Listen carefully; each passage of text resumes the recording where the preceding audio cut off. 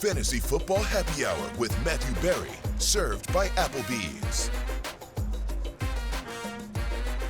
Welcome to the Fantasy Football Happy Hour. That's right, we are here in New Orleans for Super Bowl 59, America's matchup, Eagles-Chiefs. We've all been waiting for it, rooting for it.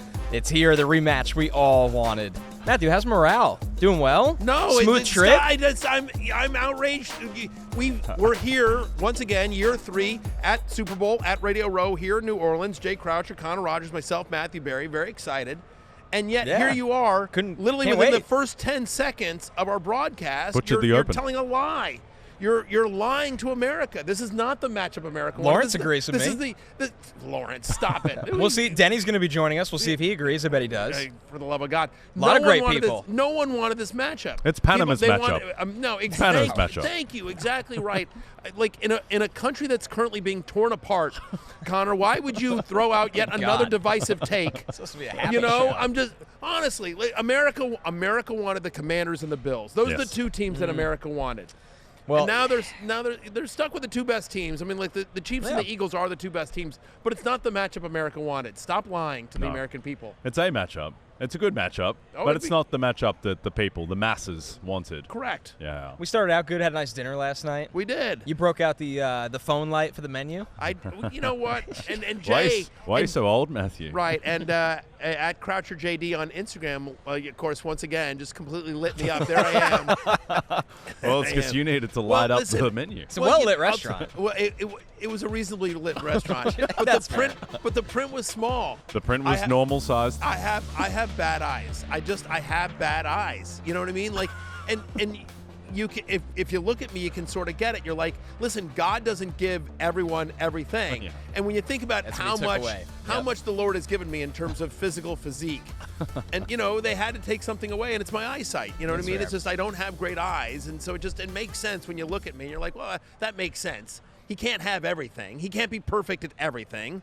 And the eyesight is one of my Achilles heels. Poor Ahmed Fareed, he had to recoil because of the bright light. It was so vicious. He needed to sit back. It was a 20-person dinner. Thank you to NBC Sports for taking all of us out. It was a lot of fun. The three of us, as you mentioned, Denny Carter was there. All the big stars were there. Yeah. Denny Carter, Roto Pat made an appearance. Lawrence Jackson was there. Ahmed Fareed, Mike Florio. Pete. Backup producer Pete even showed up. That's right.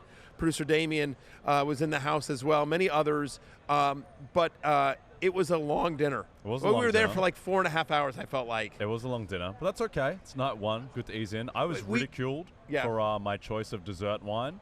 Sauterne. Yeah. People usually get ridiculed for bad choices, not good ones, me. It was a very not a lot of culture at our table.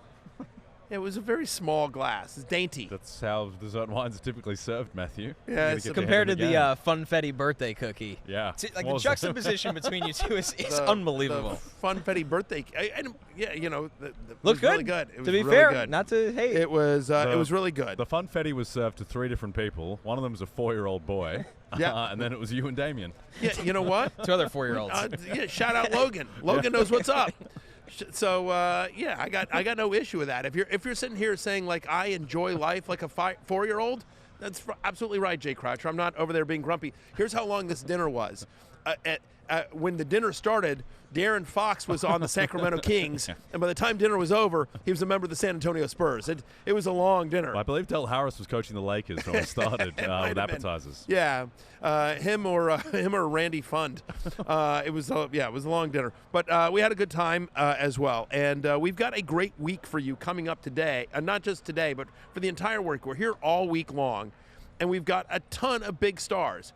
We've got a couple of medium stars, not going to lie to you, but we got a bunch of big stars. He's hearing them. Well, I mean, we love Lawrence and Denny, but let's be clear.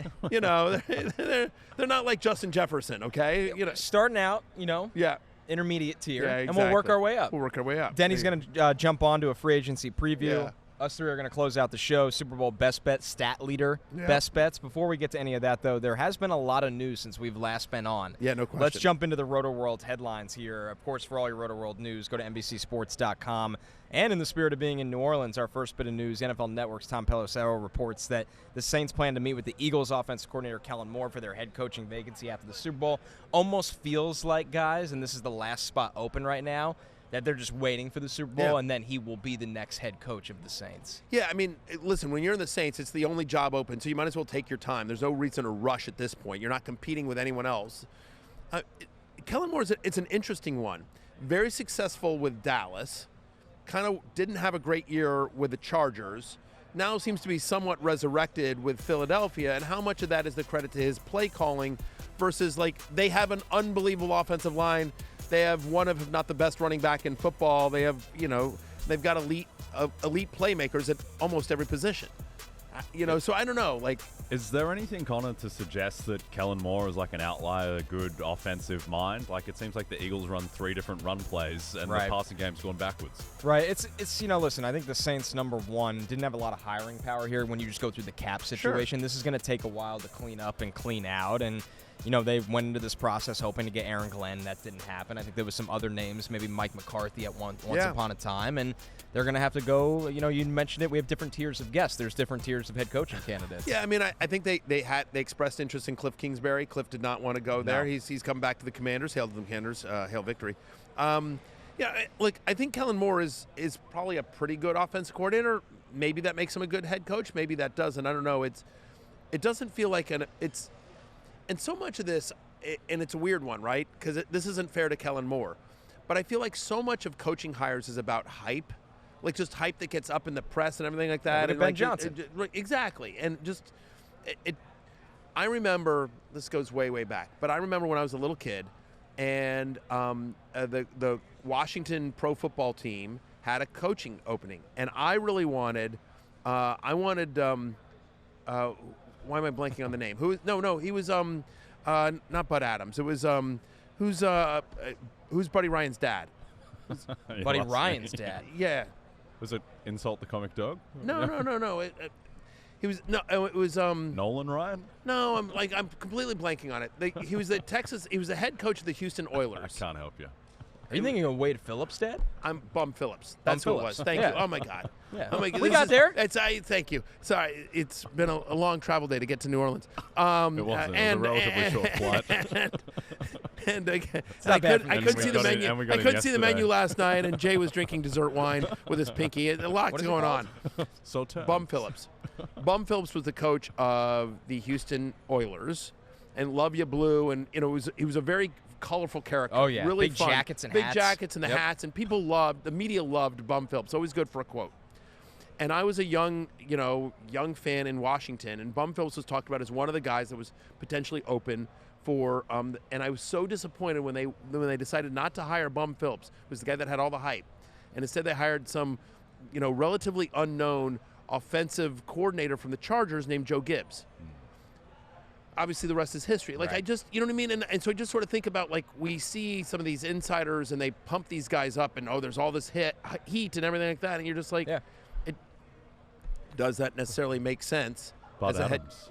But I knew it was, Bud Adams coaching the anyway, I know how my mind got there, but yes, Bum Phillips. These percentages aren't perfect, but I think for the most part, and this is across multiple different sports, is that 80% of the coaches, there's this kind of sameness. 10% are quite bad, and then there are 10% who are real game changers, revolutionaries, and it just feels like Kellen Moore is taking a shot at the 80% sameness. Like, I don't think that there is a high chance that Kellen Moore is going to be a revolutionary coach who changes the New Orleans. And maybe he can be. Maybe he hasn't gotten a chance to be a head coach before. Maybe that will unlock something, but I don't think we've really seen that level of revolution. If he gets the time. Yeah. I think that's the hard part. There's just a lot of, roster turnover that's needed here. The cap situation is very real. Finally, they can't just wiggle their way out of this one. Yeah, and it's a team that's more or less devoid of talent. I mean, to your point about the 80%, you know what I mean? Like, give me a good quarterback, and you're probably going to be a pretty good coach. If you don't have the players, you don't. Like, I think Dan Quinn and Cliff Kingsbury did an unbelievable job this year, but it also helps that Jaden Daniels is like a generational talent. Yeah. That's a different team with a, both those guys were head coaches before, and it didn't necessarily look like that. Right, exactly. I mean, so it's, it's really interesting. This will be interesting to see what Kellen Moore does. There are some people that are good coordinators that become great head coaches and vice versa. I don't think everyone is excited about Dan Campbell as a hire. He wasn't like a hot He was head laughed coach. at. The kneecaps comment. Right. But at least Dan Campbell was like an outlier in terms of his profile coming in, where he was like high variance, where we didn't know what we were going to get out of Dan Campbell, and it feels like we've ridden the variance to a good degree with him. Doesn't seem like Kellen Moore has a great deal of variance, particularly with this roster, with all their questions basically everywhere. Like the defense really fell off as well. Like Derek Carr, had 2 good games to start. It's not a great situation in New Orleans. Yeah, and you just think about this. Like I think about Brian Callahan. Like jury's still out on Brian Callahan. Right. Yeah. And obviously comes from good stock. Right, his father, a legendary coach. But it's one thing when you coach when you've got Joe Burrow and Jamar Chase, and it's another thing when you're going there and you're trying to figure it out with a bad offensive line and not a lot of weapons. So there you go. And people, that's near us. They're applauding my take on Brian Callahan. This is awesome. Thank you very much. I appreciate it. You have an audience. Yeah, much happier with that take than he was your flashlight last night. Apparently, yeah. Anyway, so we will see on Kellen Moore. I would suspect that it would be just given where, think about what they do in Philadelphia, think about what they did in Dallas for so many years, that this will be an offense that'll be once again revolved around Alvin Kamara and Chris Olave, right? Hopefully they get Rashid Shaheed back. They got to figure out quarterback. They don't know what they're doing here, but it's worth noting that he's had 6 years as an offense coordinator, Kellen Moore, and his offenses have been top 8 in scoring in 4 of those 6 years. So he's when he's been given talent, he's been able to produce. It's just this is a team devoid of talent. Yeah, and to be fair to Kellen Moore, who we haven't really said that many good things about, like the Eagles, I don't think their offense is particularly complex, but perhaps that is the smartest thing to do with this offense, with their personnel, and he's done that, and they've been more successful than they were last year. And listen, Brian Johnson was not successful with this offense last year. Now, he didn't have Saquon last year, but still, they had DeAndre Swift. They had real running backs, top receivers. It was more or less the same personnel with the exception of, an upgrade at running back. Big upgrade, but still, I don't know. You're right. Kellen Moore could be fine. It just doesn't feel like a super inspiring hire here for the Saints. It's more in the Brian Schottenheimer bucket than, some of the other hires we've seen, like Ben Johnson. Last thing I'll say here, though. Dan Quinn, not an inspiring hire. The fan base wanted Ben Johnson last year. And when Dan Quinn and Cliff Kingsbury were hired, it felt like, at least to some people, that this was like a second choice or, not the – because last year it was Ben Johnson, it was Mike McDonald were the hot head coaching candidates. And Dan Quinn, it was sort of like come off the bad loss. Dallas had the bad loss in the playoffs where the Packers just blew them out at home. And so people were like, and obviously – that worked out fantastically. So jury is still out. We will see who the Saints wind up with, but it's looking like it's going to be Kellen Moore, and it'll be an offense that'll be centered around the obvious guys. In some other coaching news, guys, and this is a little bit more interesting. The Raiders hired former Ohio State offensive coordinator, college head coach before, Chip Kelly, as their new OC. He will now be one of, if not the highest paid offensive coordinator in football, Matthew. This is a high variance hire, right? Very because high we've seen Chip in the NFL. Kind of came in hot, fizzled out, goes back to college, which always seemed like a great fit for him. UCLA head coach. Obviously, the Ohio State offense was rolling this year, and now Chip is back in the NFL. We're a team that, they need some help on offense as well, but outside of Brock Bowers, the quarterback situation is up in the air. But this is a guy, Matthew, that brings a lot of new ideas to the table. Yeah, he does, and he's got a head coach in Pete Carroll who is going to, I think, give him free reign. Pete usually comes from the defensive side of the ball. He's not going to be heavily involved in the offense. I think you don't hire a Chip Kelly unless you're like, here's the keys to the kingdom, do what you want. And Chip Kelly might be, to me, this is a much more interesting hire. Again, high variance, to your point, right? Because Chip Kelly may be a Norv Turner type, a Robert Saleh type, which is like somebody who is like a great coordinator, but just might not be head coach material, right? I mean, and so it didn't work out as a head coach for Chip Kelly in the NFL, but I don't think anyone questions his offensive mind. And so without having to worry about all the BS that comes with being the head coach of an NFL franchise and just worrying about the offense, I think it's an interesting hire. Yeah. I'll never forget, like, to me, one of the random little defining moments of the NFL the past 2 decades is that first Chip Kelly year with Michael Vick, just the first drive of that primetime game where they march down the field basically like immediately and they're snapping the ball with 29 on the play clock. And it's like, is this just a different sport now with the tempo? And then it just didn't fizzled out, didn't really work out. And then the San Francisco year was a disaster, just didn't have the players. But do you think he's evolved as an offensive mind the past 9 years? I do, and to something Matthew pointed out, sometimes guys are just better with more tunnel vision, narrow focus. He's calling the offense. He's working with the quarterbacks. This run game needs a lot of help. The offensive line is fine, I think, with the Raiders. He doesn't have to be the guy in front of the room. This will be Pete Carroll, the rah-rah energy guy, coaching the whole team. Guy who has to deal with the press, has to deal with the owner, has to deal with the general manager. Focus. Yes, and Chip Kelly is a creative play caller, and we saw it in Ohio State's offense with the 2 running backs they had. They have a lot of talent at wide receiver.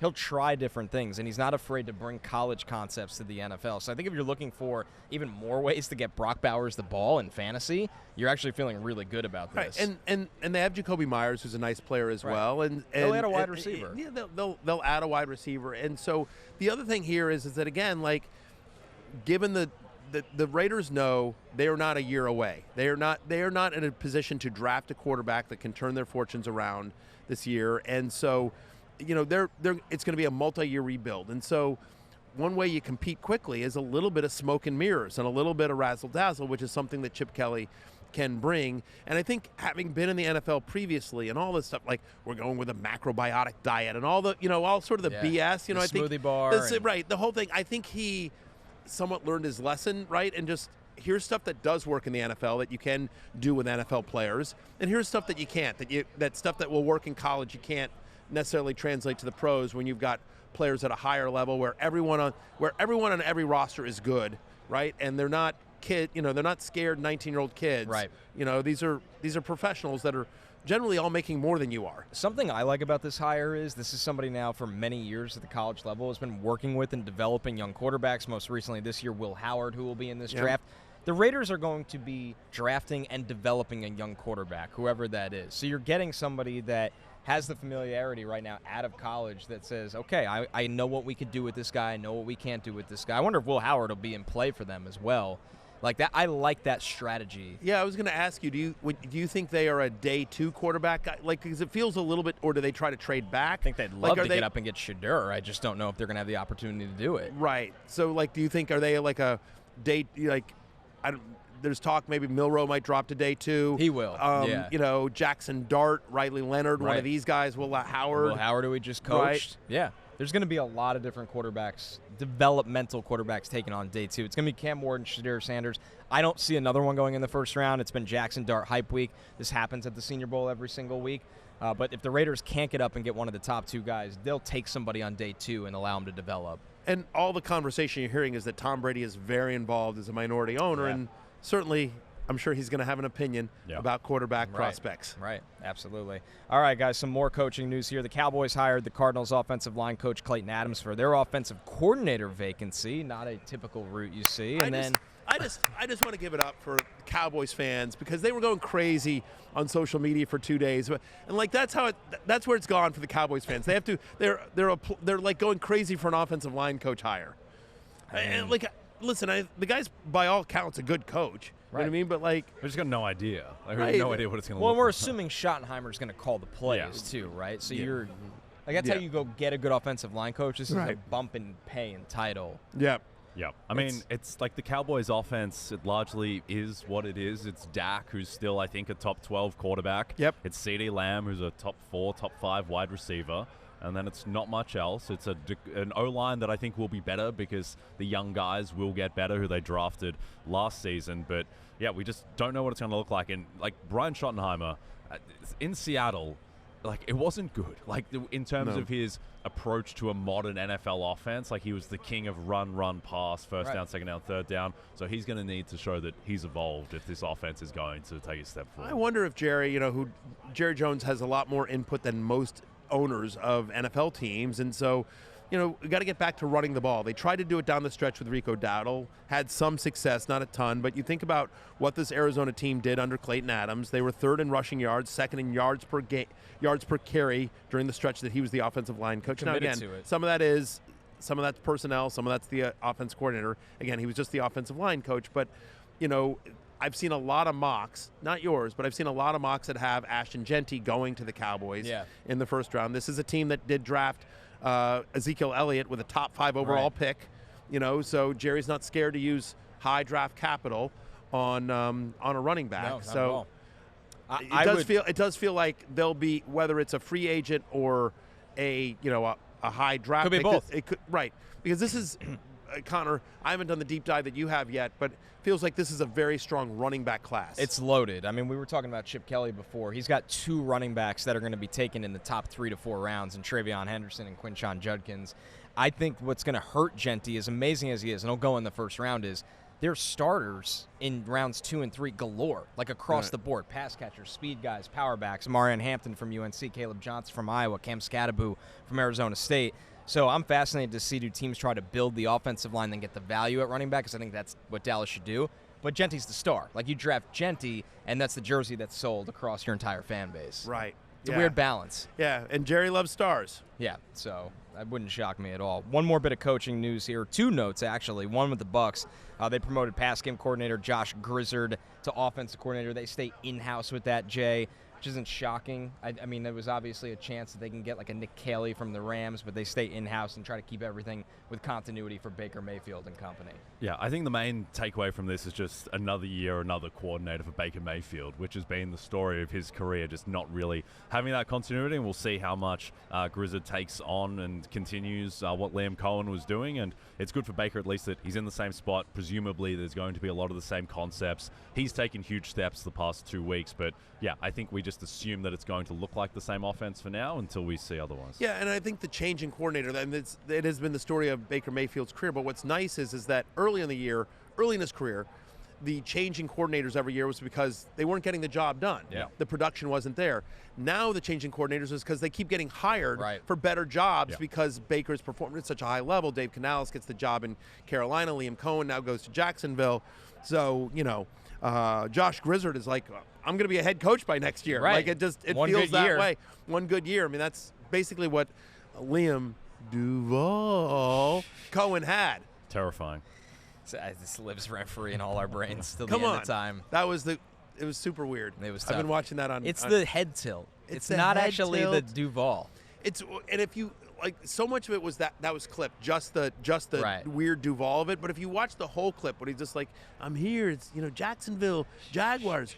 Duval, like he's sort of like he's like trying to be rah, but he doesn't like want to totally lean into it, and so he just sort of gets stuck in this no man's land of like being a villain act. Weird. Yeah. I like the Texans to win the AFC South. after that, yeah, Three in a exactly. row. Did the betting markets change? I believe they did. They should have. There's an inefficiency to be exploited now. Our last bit of coaching news, as we were sitting here taping, Todd Monken signs an extension with Baltimore, guys. Lamar Jackson, historic season statistically. Obviously, Monken's taken this offense to new heights. Not a shock to see him stay in Baltimore. Yeah, he was a guy that sort of got mentioned. I think the Raiders were a team that were looking at him maybe. He gets looks, but I think this is great news for all of the Ravens offensive players. For if you're in a dynasty league and you've got Lamar, you've got Zay Flowers, Zay Flowers, Rashad Bateman, Derrick Henry. We'll see what happens there. Andrews unlikely. Andrews is a fascinating guy that we'll be talking about a lot this offseason as well. But anyway, Baltimore, one of the best teams in fantasy football, especially last year. So good to see there's going to be continuity with the Ravens offense. The biggest news, though, out of the AFC North is that Myles Garrett requested a trade today. You get here to New Orleans, you're excited to go to Radio Row, and the NFL news, just absolute wild bit of news. And very politely. He released a letter. He released a letter. He signed it. Yeah. I will say this. It's like presidential. I give Myles Garrett a lot of credit for this in this sense. So often what happens is that the guy, a player's manager or agent or publicist or something will leak something to the press. And then the player is just like, oh, no. Like this happened with Russell Wilson. Russell Wilson wants out of Seattle, and Russ was like, no, it's all good. I don't know where that's coming from. No, I have no interest. And he did. He wanted out of Seattle, right? And he got out of Seattle. He got the big deal with Denver, and the rest is sort of history. But like that happens a lot where, if not all the time, but there's definitely there are I'm not going to name names or whatever, but there are definitely nationally known reporters and insiders. And Florio doesn't play this game, by the way. I'll give a shout out to our colleague and friend Mike Florio. But there are a lot of insiders and reporters that, that this is part of the quid pro quo where like an agent or somebody will slip them, say, hey, I need you to float this. And they'll do it, and it'll get headlines. And then the player will sort of like back off and lets the player be the, quote, good guy and behind the scenes and builds pressure. And here, Myles Garrett is completely owning this, saying, hey, I know you love me in Cleveland, but I want out. I want out, and I'm signing my name to this, and I am requesting a trade, me personally. So I just think it's a man's way to handle it. I don't know if it's the smart, strategic way to handle it, but I think it's really smart. Here's my question to you guys. Will it work? Because they don't have to trade him. He can sit here and say he wants one. But isn't at this stage of where they are as an organization, and he's 29, isn't this striking while the iron is hot with Myles Garrett? I know in reality it sucks to sit there and go, great, we have to trade Myles Garrett. But if you hold on and you're not in contention the next couple of years. They're not going to win the Super Bowl this year. Why hold them? You don't think if they get healthy and they get a better quarterback, like they get rid of Watson and they have an actual quarterback, they got I a don't know what the shot? options Kirk are. Cousins? I just don't know that they were going to be in championship contention. And if the aim is to win a championship, then this is Myles Garrett won Defensive Player of the Year last year. He led all edge rushers this year in first-team All-Pro votes. There's probably like a 5-10% chance he wins Defensive Player of the Year again on Thursday night. I think he's the best, most destructive defensive player in the game and has been over the past 3 to 4 years. So, I mean, he's the guy. Like he said it himself after he cooked the Steelers on Thursday Night Football. Like, he's the guy. He's edge one in the league, and his value is never going to be higher. He's dealt with health issues. Like, he was dealing with the foot all this season on and off. So I think now is probably the time. I mean, it sucks if you're a Cleveland fan, but in terms of the organization, like, this is a repercussion of the Deshaun Watson contract. Yeah, it is. And Connor, understand we're in a world where, Anthony Davis can get you Luka Doncic. But what could Myles Garrett, what's a reasonable trade that you think could happen here? If you're the Browns, what would you want for Myles Garrett? Understanding you don't want to trade it, but if you've made the decision, you need to your point, you need to replenish the, everything that you gave up to get Watson. So I think you would need at least a first and a second this year. Yep. And then you'd look at the 2026 draft and try to get a conditional pick. Like, it starts as a third. If he hits double-digit sacks, it becomes a 2. If he's first-team All-Pro and they go a certain path to the playoffs, it becomes a 1, which is a big package. I don't think that's likely now because he's owed a lot of money. He is 29. He's amazing. There's no denying that. I think it's a tough situation. You know who needs an edge rusher, has a lot of money under the cap? Hail the Commanders. Hail victory. Tell me he would not be. And it's the NFC. Gets him out of the AFC. I think they're going to be a little delicate with Well done, that. Matthew. You brought the Myles Garrett segment back to the Commanders. It always comes Amazing full way to circle. close our first segment in New Orleans. It's just a 10 out of 10. That's my that's my genius. That's my superpower. Yes, you're dialed in. It really doesn't matter what the topic is. No. I can always find a way to either make it about the Commanders or myself. Yes. And often both times. Yes. Often both subjects. You also brought up your Lakers as well as part of the segment. Yeah. No, well done. You went 2 for 2. I wish I closed bring with up the Angels. The Josh Grizzard news and see how that would have been tied to That's the real challenge. I'll up the ante throughout the week. Don't worry. Oh, the Josh Grizzard news. How could I do that? Here's how I would do it. A lot of times we see the Josh Grizzard getting promoted internally, and you think about like the Commanders, right? Like so. There's interest in the staff under Cliff Kingsbury, but that's why Brian Johnson is there. Cliff Kingsbury, maybe we have one other year with Cliff, but he's probably going to be a head coach next year. But that's why they're developing some of these other guys. David Blau. How do I pronounce it? Is it Blau? Mm-hmm. David Blau is like a quarterback coordinator that's actually getting some interest from Chicago, and they don't want to lose him either. So it just goes to show this is sort of what, Liam Cohen and Dave Canales part of that same tree. So there you go. That's how I would have turned the Josh Grizzard news into making it about the Commanders somehow. That's why you're the best, Barry. A true talent. That wraps up our first segment here in New Orleans. Stick with us all week. We're taking our first break. When we're back, Denny Carter is getting tagged in to talk our free agency names and preview right after this.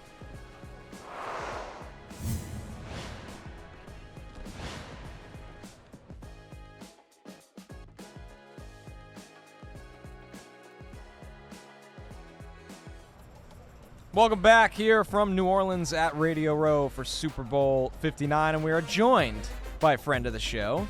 Used to seeing him in a small box on Fridays telling us about what the mainstream media is hiding from us. But here you are in person, Denny Carter. They let me out of my cage for 1 week, and I appreciate it. For better that. or for worse. Yeah, we'll see I how it am goes. surprised, but listen, we are at Radio Row. We all have our credentials. Security is airtight because normally we would not want Denny out in public again, exposing the mainstream media, unearthing truths, and I don't so. know.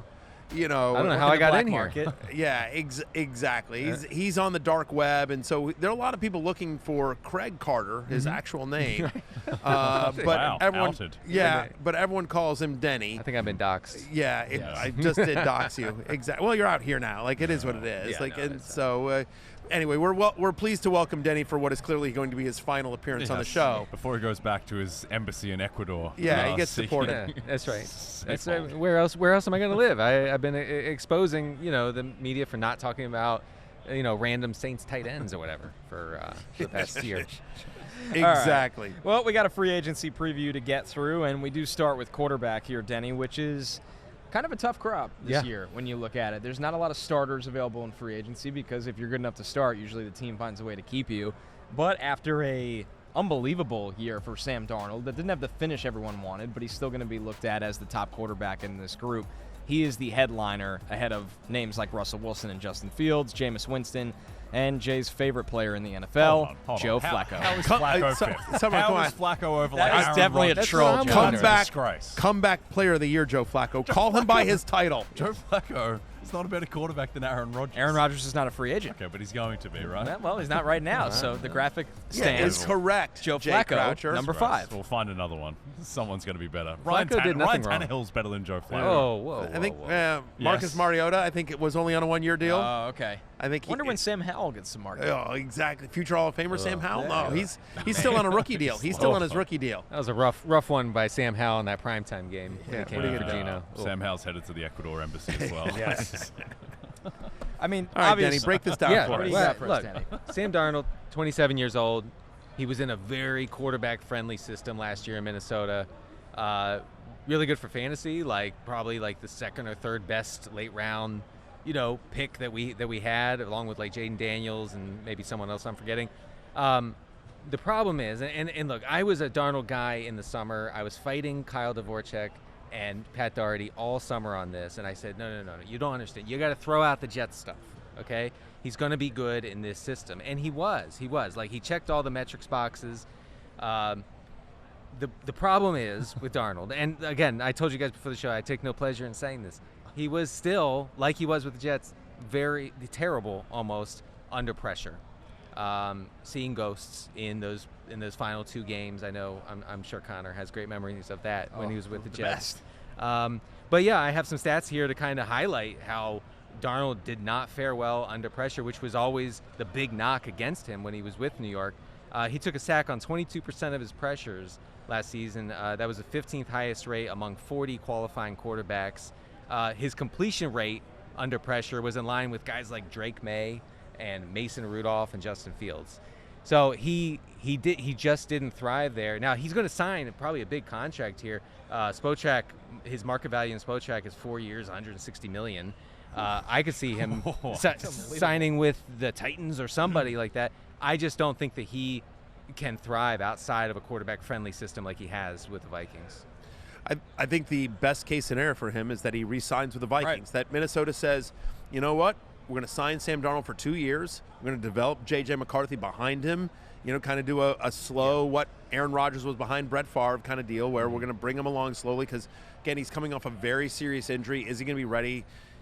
He's a younger player, but we saw how Kirk Cousins off the Achilles, how much he struggled this year as well. And I understand it's a different injury and he's a younger player, but still, we have yet to see J.J. McCarthy in the NFL, and the Vikings are clearly a team built to win now. So I think the best case scenario for Darnold's fantasy value is re-signing with the Vikings. But there's an argument to be made that the Vikings say, we'll let you go. And we're turning the keys over to J.J. McCarthy, especially given how the season ended. Yeah, and I think the way that Kevin O'Connell has spoken about Darnold kind of gives that impression where he's talking about how he'll always look back fondly on the journey with Sam, which is a fairly aggressive thing to say in terms of what it implies about that future. And the other thing with J.J. McCarthy is that Yeah, I get that, like, Patrick Mahomes sat for a year behind Alex Smith and turned into the greatest quarterback ever, but for the most part, like, you want to get value out of these quarterbacks when they're on their rookie deals. Right. That is what allows you to add to the rest of your roster. And so, Denny, do you think that Darnold, he basically was getting away with it for 16 weeks and then was 17 weeks and then was exposed in the final 2 games? Or do you think that he was that those were outliers? It's hard, it's hard to overcome like the image of him melting down in those final 2 games and like remember how solid he was before that. But mostly in the first half of the season, especially, the Vikings kept him clean, right? And they put him in such good, positive situations where he can, throw the ball from a clean pocket to Justin Jefferson, to Addison, to Hawkinson, right? These great targets. It fell apart when things were not perfect. So I think that the image of him melting down those final 2 games, I think that'll stick with teams and stick with the Vikings, I'm sure, more than the previous 14, 15, 16 weeks, which is tough for him because he really did have a good season. The irony is that I thought maybe his most impressive game was the third last game he played, where he just eviscerated the Packers and killed them over the middle of the field, and then that was quickly wiped away by those last 2 disasters. He wasn't helped out by his offensive line, but again, some of those sacks were on him as well. And again, it's a tough one if I'm the Vikings because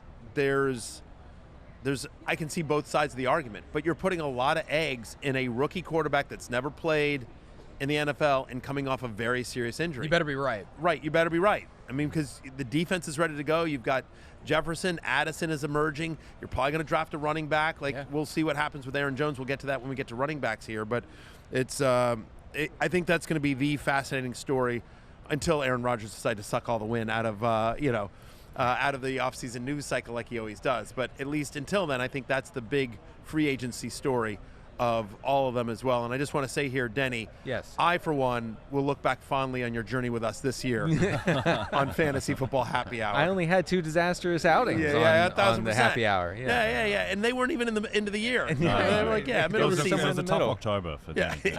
And that's all you'll remember, unfortunately. That's unfortunately all you remember. Right after Darnold, both Steelers quarterbacks, Russell Wilson and Justin Fields on this list. It feels like one of the 2 will be back in Pittsburgh as the starter. I mean, that job is obviously wide open in Pittsburgh. And then it's just interesting, guys, when Justin Fields plays, he matters so much in fantasy, Denny, but you just need the guarantee that he is the starter wherever he is. That's right. I mean, and that's why I remember in best ball drafts last summer, I was taking Fields everywhere because I thought if this guy gets in, he'll be great for fantasy, and he largely was when he was the Steelers starter. Of course, that didn't last very long.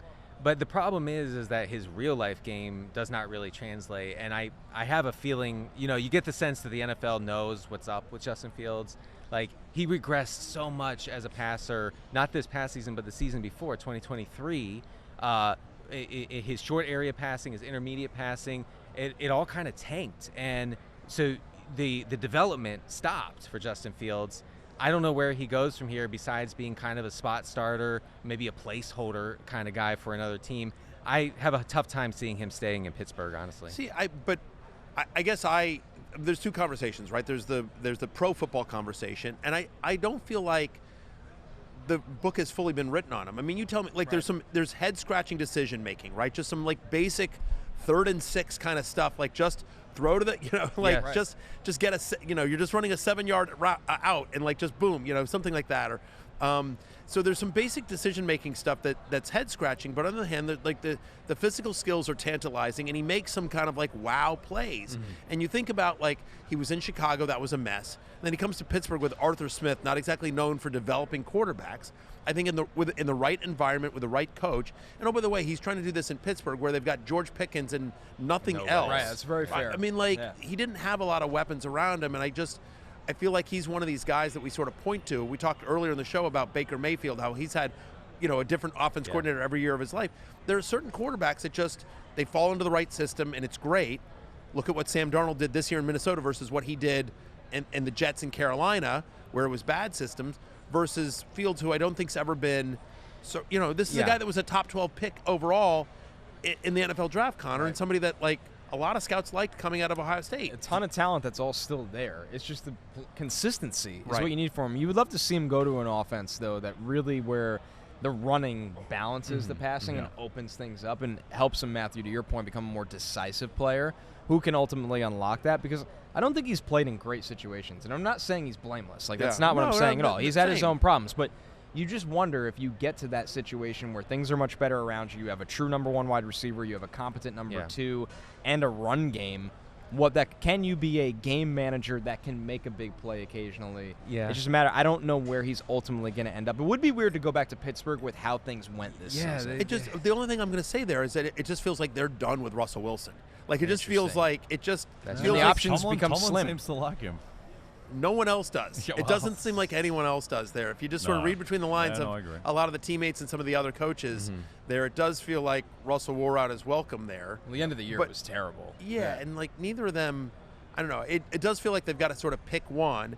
And to me, I feel like we talk about variance all the time. At least Justin Fields is still young. Yeah. There's still a chance that Fields becomes something, whereas Wilson is what he is at this point. He's so I do think one thing, it was really damning for Justin Fields to be benched basically for a guy in Russell Wilson who could unlock George Pickens to an extent, right? It feels like that's what they were doing. They were saying we need a guy who can throw an accurate deep ball to our only good offensive player, and that's what he did, and it worked for a little while, and then Pickens got banged up and he wasn't happy and whatever, it all fell apart. But Justin Fields could not deliver that accurate deep ball to Pickens, and that was a problem. The wide receiver group much deeper than quarterback in free agency, and it has a superstar at the top in T. Higgins here, Denny, who, I mean, this is someone who, if he gets to the open market, we're talking north of $30 million a year, and will have a lot of suitors as teams need number one wide receivers. So I agree that he is the cream of the crop as far as free agency goes, receivers, whatever. I also have some stats here that kind of make me hesitant to say like he's a clear like alpha number one. So in games where Jamar Chase has not played for the Bengals during T. Higgins' career, T. Higgins' targets, his receptions, his yardage, and his touchdowns are basically identical. And what that says to me is he has not been a guy who dominates targets, who like Chase does when Higgins is out. He does not do the same, not even close. So that's concerning. Was Burrow the quarterback all those starts though? No, it was also Browning. So I mean, like that skews it somewhat. Yeah, no, you're right about that.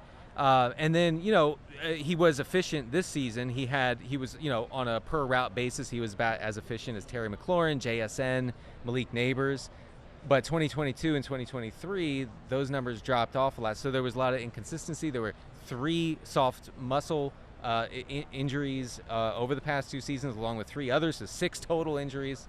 I'm a little nervous about T. Higgins as a free agent prospect, honestly. But wherever he goes, he's going to see a lot of targets. So that's all we care about. He's the top free agent on the market. He's going to get a lot of money wherever he goes, and so his fantasy value maybe takes a hit. Like again, when you don't have Jamar Chase pulling coverage away, and you don't have Joe Burrow throwing to you, no matter who it is, there's going to take a slight hit. But like, to me, it would be very surprising if wherever T. Higgins lands, that he's not a top 20 wide receiver next year in fantasy. Right. The soft tissue injuries are going to be the biggest question. It's a little, He's a guy that misses time every single year. Yes, it does seem like that. And, he was really good this year. I don't want to, take that away from him. But I don't know. There are just inconsistencies there that would make me, as a team, looking to sign him as a big splash free agent, it'd make me a little nervous, that's all. Maybe the most interesting one, though, on the list, just because of how his season started and how it ended, Jay, is Chris Godwin. Yeah. I mean, we saw the best of Chris Godwin to start this year before the awful injury he suffered, and you just wonder, with Jalen McMillan kind of taking a bigger role with the Bucs, are they going to move towards that youth movement with him and keep Mike Evans, and Godwin actually gets to the market and is a gigantic name when healthy? Yeah, I mean, it went a little bit under the radar, obviously, because it happened so long ago when he got hurt. But, I mean, he was looking like peak Cooper Kupp for stretches, the way that he was playing, the way that he was being utilized in Liam Cohen's offense. Obviously, he is older, and he's coming off now a serious injury, Denny. But is there a particular place you'd like to see Chris Godwin, particular offense? I mean, I wouldn't be shocked if he just stuck in Tampa where he seems to fit. But, outside of that, a team maybe like the Rams, if they kind of part ways with Cooper Kupp. I mean, it's funny you mentioned Kupp because I think that Godwin is like a souped-up version of the current Cooper Kupp, which, Cooper Kupp, I think, saw 7 targets over his final 3 games of the season. Godwin would fit really well in that McVay system. Yeah, it definitely does feel like the Rams and Kupp, that their time is coming to an end for whatever reason. And so I feel like, to me, looking at it from a purely football sense, going back to Tampa Bay, where he has a great connection with Baker, where they're really building someone, and now that you've added Jalen McMillan, like the 3 of them, like all of a sudden, like, good luck defending that. So that's me football-wise, but money-wise, it does sort of feel like, because of the emergence of McMillan, that they can move on from Godwin. They got some production from Sterling Shepard. Is there a low-cost free agent that they could get and bring in there as well? So it'd be sort of interesting to see. I mean, I will tell you that this is my superpower, Denny. You're not used to this, but my Commanders do need a number 2 wide receiver, and they do have the 3rd most money under the cap. So I do wonder if one of these big-name guys could go to be opposite Terry McLaurin. I do think a lot of people in the NFL are going to say, like, I wouldn't mind going to play with Jaden Daniels. Yeah, that was a very serious injury Godwin suffered last year, too, and I do think we kind of get ahead of ourselves and assuming, like a guy had 10 months to recover. Like, he'll be the same right away. That's not the way it works sometimes. Remember Tony Pollard? Tony Pollard took like 18 months to get over his broken leg. And so I think that Godwin should be okay for next season, but who knows what part of next season. You could certainly see both him and the team, the Bucs, like, you know what, I'm going to do a 1-year prove-it deal. Yeah. I'm just going to, I'm not going to try to lock myself up because I know I'm elite when I'm 100% healthy. I'm not going to be 100% healthy. Let me do a 1-year sort of prove-it deal. Loaded with incentives. And then at the end of that, and so maybe comes back to the Buccaneers on a 1-year sort of, right. Denny, out of this giant cluster of Hollywood Browns, Stefon Diggs, Amari Cooper, Keenan Allen, DeAndre Hopkins, a lot of names of the past. Yeah. Who is the most intriguing to you? And then even Darius Slayton there at 9, who has been held back by quarterback problems with the Giants, but has had moments. I mean, first of all, I just want to say Amari Cooper in his final 3 or 4 games with the Bills looked not 1 step slower, but 5 steps slower than prime Amari Cooper. I don't know if he's hurt or what, but that was a bad showing for a guy who's going to be out there on the market. Hollywood Brown is somewhat interesting. He misses the whole year. He comes back in week 16 for Kansas City. Since his return, he's been targeted on 28% of his routes, which is really high, especially for a guy who hasn't really been out there much and missed almost all the season. But that tells me that this team, that the Chiefs see him as an integral part of the offense. And while he's not running a lot of routes, when he's out there, he is commanding them. He is getting open. So I think he does have a little intrigue. I wouldn't be shocked if he stayed in Kansas City, honestly, if they like him this much that they're targeting him at this high rate, Yeah. Stefon Diggs to me is fascinating just because this is somebody who was elite for so long, had a bad second half of his year in Buffalo, goes to Houston, looks pretty good for the first half of the season, then gets injured. He's 31, but he's still Stefon Diggs, and I think there'll be a market for him. Deontay Johnson's also really interesting to me, just because this guy, because this is a guy that was one of the best wide receivers in football, and then nobody wants him. And then now nobody wants him. Something weird is going on there, but somebody will take a flyer on Deontay Johnson. It's not good that he keeps getting kicked off of teams. That seems bad. But the metrics love Deontay Johnson. Yeah, Denny, I need your opinion. One last thing here. First segment, we talked a lot about our dinner last night that you were also out. You and Roto Pat. That's right. Jay gave me a lot of crap about using my flashlight on my phone to read the menu. Was completely warranted. But Denny, take a look at this photo that I'm going to show you. This is Jay after dinner. What is this? What is this thing? What is it holding here? I don't understand this. This is a dessert wine, if I understand it. And Jay, Jay is cultured in a way that the rest of us are not. He's an international man. He's an international guy. Shouldn't his pinky be extended here? I think there should be some pinky extension. I think that you need to work on that. But otherwise, I mean, look, he looks like James Bond. Give me a little break. bit. A little bit. From Matthew asking what it was when you literally took a sip out of my beautiful drink yourself. It wasn't as bad as I thought it was going to be. Delicious. I'll be honest. It was all right. I'm not a big dessert wine guy. I'm no Jay Croucher.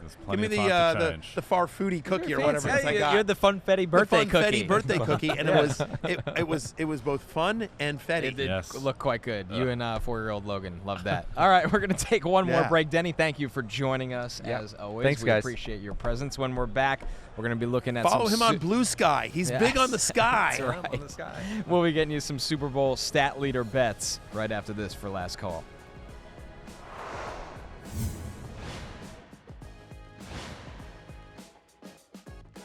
DraftKings Sportsbook is the #1 place to bet touchdowns, and all customers can get their Super Bowl 59 touchdown bet matched as a bonus bet. Download the app and use promo code Berry when you sign up. DraftKings Sportsbook. La corona es tuya. There you go. Well done. Well done indeed. Phenomenal. It's Super time Bowl for is Last Call. Muy bien. Super Bowl is on Telemundo this year, by the way. Is that right? Yeah, I'll be calling it. Yeah, exactly. I'm company man. Here are the stat leader odds, the leaders for Super Bowl 59. Most rushing yards, Saquon Barkley, obviously a heavy favorite. But it gets a little bit more interesting after that. Most receiving yards, A.J. Brown, plus 190. Saquon rushing and receiving is minus 240. And then Travis Kelce is the receptions projected leader on the odds board at plus 205. Jay, what do you like on the stat leader odds for Super Bowl 59? All right, you want to get weird? Let's get weird. Yeah. Juju Smith-Schuster, most receiving yards is 35-1. He played almost 60% of the snaps last game against the Bills. This is obviously a very egalitarian Chiefs passing game where we don't know who is going to pop. Why not Juju, who played really well against the Bills and had 60 receiving yards? Not super relevant of a data point, but last Super Bowl against the Eagles, he had 9 targets. He had a game earlier this season against the Saints where he had 130 receiving yards. So I do think there is some upside for Juju to get weird. I have a similar thought process as you, Jay. I'm going Hollywood Brown, most receptions at plus 1,100. You just don't know who's going to get the targets in this Chiefs offense. Hollywood Brown, 3 of his last 4 games, though, has been one of the top target earners in this offense. So get a couple screens, couple manufactured touches, and maybe a shot or 2 down the field. I'm going to get weird with you guys as well, but how about most receiving yards? Dallas Goedert at plus 850. Again, I think the Chiefs spread the ball around, and I also think they try to focus on stopping Saquon Barkley. So Dallas Goedert, who actually leads the Eagles in receptions and yards during the playoffs, who has he faces a Chiefs team that allowed the most yards to tight ends during the regular season, and they've allowed 85 yards to tight ends in 2 playoff games. And so I do think they're going to focus on Goddard. And so, again, with the Chiefs spreading it around, why not focus on Dallas Goedert at plus 850 most receiving yards? All right, here you go, live from the Super Bowl. Dan Patrick, Levitard, PFT Live, and we're 5 o'clock Eastern on Peacock. Every day. Every single day on the cock. For Jay and Connor and Denny Cotter, I am Matthew Berry. We'll see you tomorrow. Peace out.